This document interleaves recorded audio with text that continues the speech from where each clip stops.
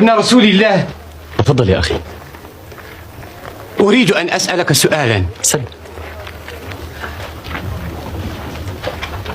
أليس رسولكم يقول الدنيا سجن المؤمن وجنة الكافر؟ أجل. فأنت مؤمن وأنا كافر، أليس كذلك؟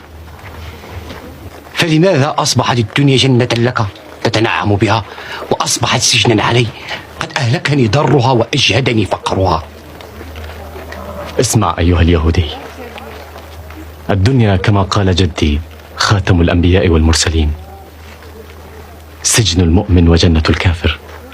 لأنك لو علمت ما أعد الله للمؤمنين في الآخرة من النعيم لعرفت أن الآن في سجن، ولو علمت ما أعده الله للكافرين في الآخرة من العذاب الأليم لعرفت أنك الآن في جنة واسعة. لا ينقص من مقدار الرجال فقرهم، بل قلة إيمانهم وقبح سلوكهم.